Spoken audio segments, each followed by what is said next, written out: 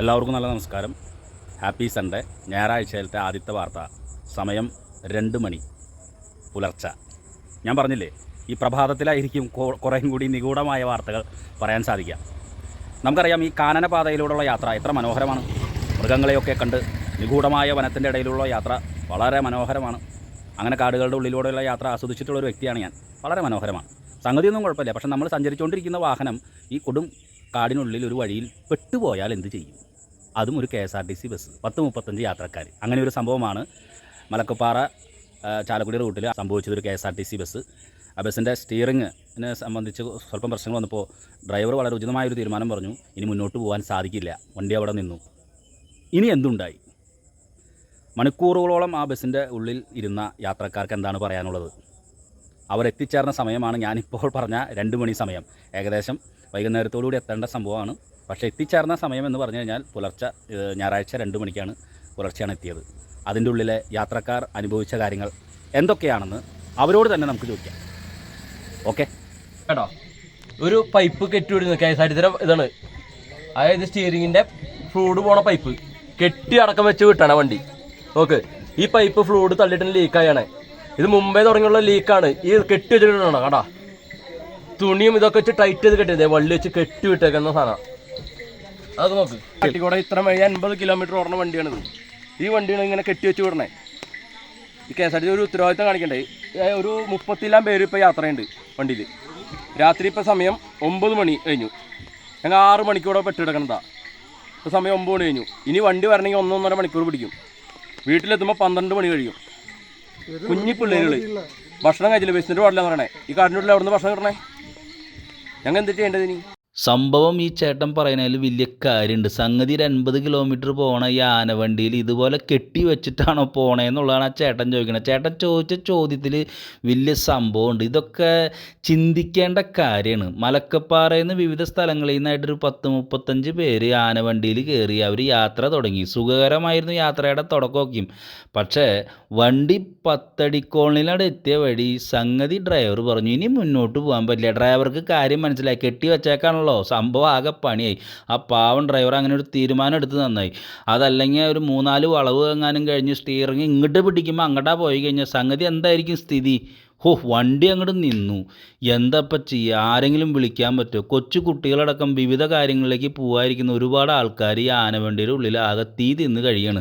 തീ തിന്നാന്ന് പറഞ്ഞിട്ടുണ്ടെങ്കിൽ നിങ്ങൾക്കറിയാലോ, എത്ര മൃഗങ്ങളെ ഇവിടെ കണ്ടിരിക്കുന്നു. ഏത് നമ്മുടെ വാഴക്കൊമ്പനും നമ്മുടെ കപാലിയും ചക്കക്കൊമ്പനും അത് വേണ്ട കരടിയും പുലി, ഇതൊക്കെ കണ്ട വാർത്തകൾ മുഴുവനും കേട്ട് ഇരിക്കുന്ന യാത്രക്കാരാണ് ഇതിൻ്റെ ഉള്ളിലിരിക്കുന്നത്. അവരുടെ മാനസികാവസ്ഥ എന്തായിരിക്കും? ഇരുട്ട് വീണുകൊണ്ടിരിക്കുന്നു. എന്താ ചെയ്യുക?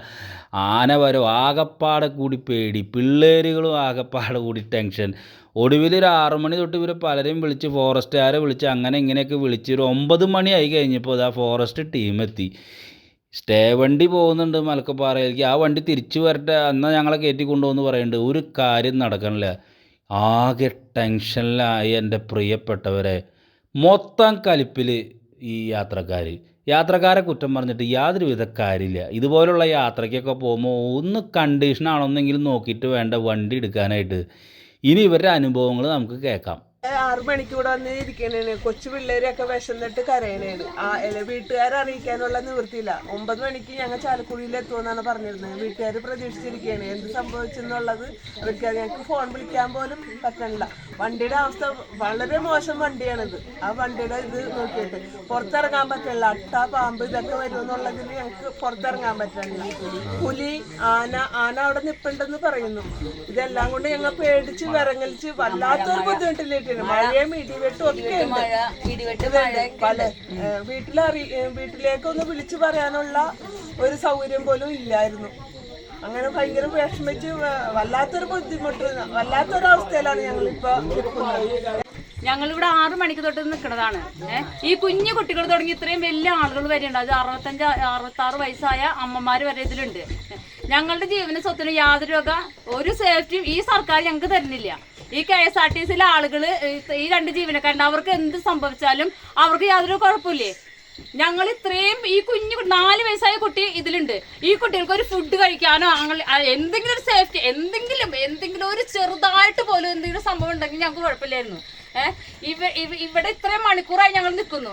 ഈ സംഭവം ഇത്രയും ഇങ്ങനെ നീട്ടിക്കൊണ്ടുള്ള ഒരു ആവശ്യം ഉണ്ടായില്ല. സ്റ്റേ വണ്ടി അങ്ങോട്ട് പോയിട്ടുണ്ട് മലക്കപ്പാറയ്ക്ക്. ആ വണ്ടി ഞങ്ങൾക്ക് ഒന്ന് വിട്ടു തന്നിരുന്നെങ്കിൽ ഇപ്പൊ ഞങ്ങൾ എല്ലാവരും ഞങ്ങളുടെ വീടുകളിൽ എത്തിയാനെ. ഈ ഒരു സംഭവം നിങ്ങൾ മീഡിയക്കാര് ആരായാലും എവിടെ എത്തിക്കേണ്ടോടത്ത് ഈ സംഭവം എത്തിക്കാം. കാരണം ഞങ്ങൾക്ക് വന്ന ഈ ഗതികേട് വേറൊരാൾക്കും വരരുത്. നാളെ മേലാക്കം ഇതുപോലെ പോകുന്ന വണ്ടികള് ഒരുപാട് പേര് പോകുന്നതാണ്. ഈ വണ്ടികൾക്ക് ഇതുപോലെ സേഫ്റ്റി ഇല്ലാത്തൊരു വണ്ടി ഒരിക്കലും ഇങ്ങനെയുള്ള സ്ഥലത്തേക്ക് നിങ്ങൾ കൊടുത്തു വിടരുത്. എന്റെ മോൾക്ക് നാളെ ഡൽഹിയിൽ അവിടെ ജോലി ചെയ്യണേ. നാളെ പോകേണ്ടത് അവൾക്ക് ഫ്ലൈറ്റിന് ടിക്കറ്റ് ഒക്കെ ബുക്ക് ചെയ്തിട്ടുണ്ട്. അപ്പൊ പോകാനായിട്ട് ഇതിപ്പോ ഇത്ര സമയം അങ്ങനെ പോകുന്നവർ ഇപ്പൊ എടുത്തില്ല. കുറെ പേപ്പറൊക്കെ ശരിയാക്കാണ്ട് പോണേന്റെ ഇതില് ആകെ വിഷമിച്ചിരിക്കണം. ഞങ്ങൾക്ക് എത്ര പെട്ടെന്ന് വീട്ടിലെത്താനായിട്ട്. നമ്മളിവിടെ 6 മണിക്ക് വിട്ടെടുക്കുന്നതാണ്. 6:15 ഇവിടുന്ന് ബസ് തിരിച്ച് അങ്ങോട്ട് പോയതാ. ആ വണ്ടി തിരിച്ചു വിടാൻ പറഞ്ഞിട്ട് അവർ വിട്ടിട്ടില്ല വണ്ടി. നമ്മൾ കുറെ പറഞ്ഞു അവരോട് ആ വണ്ടി റിട്ടേൺ വിട്ടതായോ എന്ന് പറഞ്ഞു. അത് വിട്ടു തന്നില്ല. അപ്പൊ വിളിച്ചിരുന്നു ഫോറസ്റ്റിനും ഇവര് നമ്മൾ വിളിച്ചു പറഞ്ഞായിരുന്നു. അവരോട് റിപ്പോർട്ട് വന്നിട്ടില്ല. അവരിപ്പോഴാണ് വന്നത്.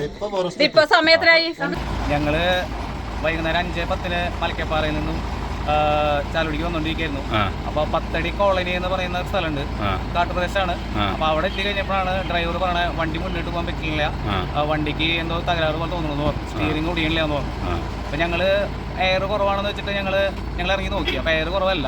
അപ്പൊ ഞങ്ങൾക്ക് മനസ്സിലായത് അതിന്റെ ഹൈഡ്രോളിക് ഓയിൽ എന്ന് പറഞ്ഞ സംഭവം ഉണ്ട്, അത് ലീക്ക് ആയതാണ്.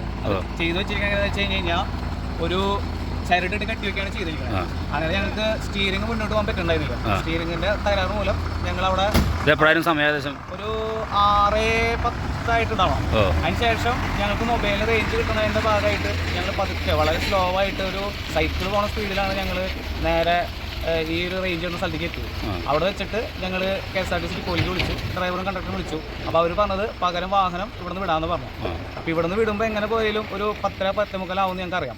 അപ്പോൾ ഞങ്ങൾ KSRTCയിലേക്ക് ഞങ്ങൾ പറഞ്ഞു 6:15 ഒരു വണ്ടി മലക്കപ്പാറ എത്തും. അപ്പോൾ ആ വണ്ടി ഞങ്ങൾക്ക് അവിടുത്തെ യാത്രക്കാരെ ഇറക്കിയിട്ട് തിരിച്ച് ഞങ്ങൾക്ക് ഇവിടേക്ക് വന്നു കഴിഞ്ഞാൽ ഒരു 7 മണി 7:15 ആകുമ്പോഴേക്കും ഞങ്ങൾക്ക് ആ വണ്ടി കയറി ഒരു 10 മണിയാകുമ്പോൾ ഇവിടെ എത്തായിരുന്നു. പക്ഷേ ആ വണ്ടി ഞങ്ങൾക്ക് വിട്ടുന്നില്ല.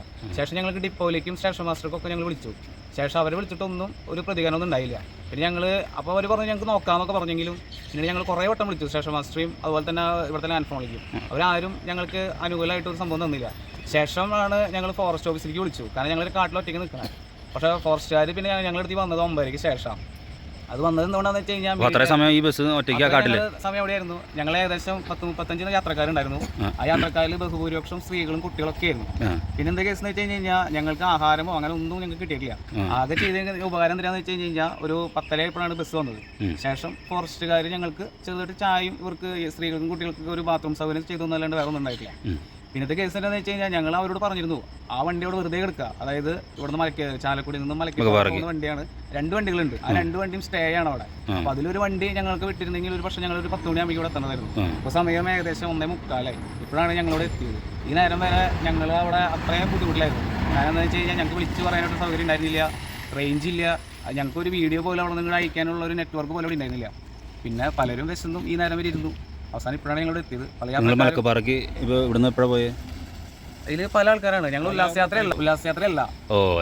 ഞങ്ങൾ ഇവിടുന്ന് ഇപ്പോൾ ചിലവർ ഇന്നലെ വന്നിരിക്കുന്നവരാണ്, ചിലവർ ഇന്ന് കാലത്ത് പോയവരാണ്, ചിലർ 2 ദിവസം മുന്നേ അവിടെ പോയവരാണ്. അപ്പോൾ ഞങ്ങൾ ഇന്നലെ വൈകുന്നേരം 5:10 മലക്കപ്പാറയിൽ വണ്ടി സ്റ്റാർട്ട് ചെയ്തത്. ഒരു പക്ഷേ ഒഴിവായതൊരു വൻ ദുരന്തമാണെന്ന് വേണമെങ്കിൽ പറയാം. ഞങ്ങൾക്ക് അതിന് എത്രത്തോളം അതിനെക്കുറിച്ച് അറിയില്ല, ആധികാരികമായിട്ട് ഞങ്ങൾക്ക് അറിയില്ല. കാരണം ആ ഒരു സാധനം ആ സ്റ്റീറിംഗ് കംപ്ലൈൻറ്റ് കുറച്ചും കൂടി നീങ്ങി കഴിഞ്ഞൊരു 3-4 കിലോമീറ്റർ കഴിഞ്ഞാൽ പിന്നെ വളവുകളാണ്, അതും കൊടും വളവുകളാണ്. പണ്ട് അവിടെ ഒരു വലിയൊരു തമിഴ്നാട്ടിലെ ഏതൊരു ചേരൻ അങ്ങനെ എന്നിട്ടൊരു ബസ് പറഞ്ഞിട്ടൊരു അപകടം ഉണ്ടായ സ്ഥലമാണ്. അവിടെ വെച്ചിട്ടാണ് ഞങ്ങളുടെ ഈ സ്റ്റീറിങ്ങിന് കംപ്ലൈൻ്റ് ആയിരുന്നെങ്കിൽ ഒരു പക്ഷേ ഒരു വലിയ ദുരന്തമായിരുന്നു മാറിയാണ്. സ്റ്റീറിങ് പണി മുടക്കി നമ്മുടെ ആനവണ്ടി അവിടെ കിടക്കുന്നുണ്ടെങ്കിൽ അത് ശരിയാക്കിയിട്ടേ കൊണ്ടുവരുള്ളൂ. മറ്റൊരു വണ്ടി ചാലക്കുടിയിൽ നിന്ന് വന്നിട്ടാണ് യാത്രക്കാരെ ഇവിടെ കൊണ്ട് ഇറക്കിയത്. മലക്കപ്പാറയിൽ നിന്ന് ചാലക്കുടിയിലേക്ക് എത്തേണ്ട ബസ് 1:30-2 മണിയോടുകൂടിയാണ് എത്തിച്ചേർന്നത്. അതിൽ യാത്രക്കാർ പറഞ്ഞ കാര്യങ്ങളാണ് നിങ്ങളുമായിട്ട് പങ്കുവച്ചത്. തീർച്ചയായിട്ടും അതിലെ ഡ്രൈവറും കണ്ടക്ടർ അടക്കമുള്ള ആളുകൾ വളരെ ഉചിതമായിട്ടുള്ളൊരു തീരുമാനം എടുത്തു.